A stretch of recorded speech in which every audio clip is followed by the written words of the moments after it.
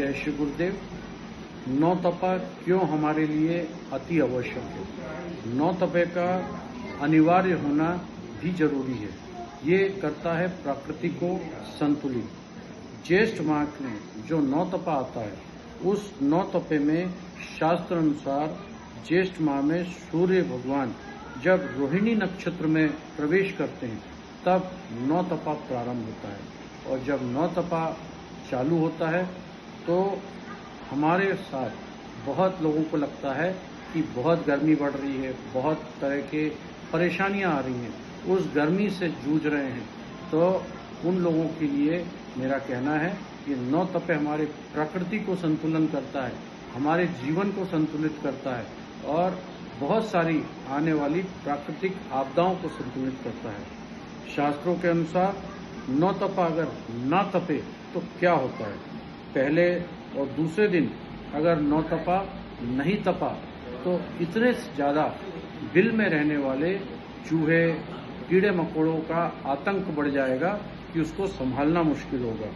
दूसरे तीसरे दिन अगर नौ तपा नहीं तपा तो जमीन के अंदर रहने वाले टिड्डे, कीड़े और कई ऐसे तरह के जीव जंतु दिखाई देंगे जो आपने प्रकृति में कभी देखे नहीं होंगे, ना उनके बारे में सुना होगा।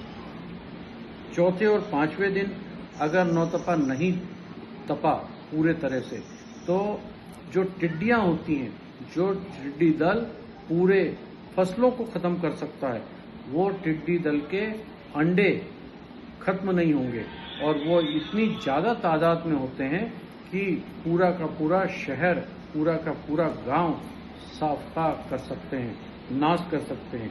अगर पांचवें छठे दिन अगर नौ तपा नहीं तपा तो बुखार के होने वाले कई ऐसे कीटाणु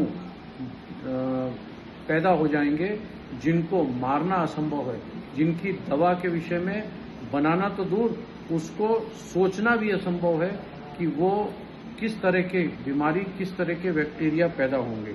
छठे और सातवें दिन अगर नौ तपा नहीं तपा तो आप ये मान के चलिए जमीन में रहने वाले सांप बिलों से बाहर आ जाएंगे, बिच्छू बिल से बाहर आ जाएंगे और उनकी संख्या इतनी बढ़ेगी कि वो लोगों का रहना मुश्किल कर देंगे।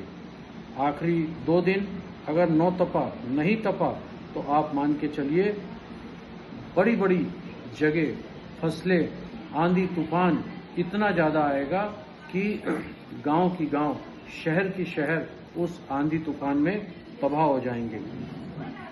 आखिरी दिनों में अगर नौ तपा नहीं तपा तो हमारी वर्षा प्रभावित हो जाएगी। वर्षा ऋतु कुछ समय पीछे आगे हो सकती है। मानव, पशु, पक्षी और समस्त जीव जंतुओं पर अगर नौ तपा नहीं तपता है तो इसका दुष्प्रभाव देखने को मिलता है।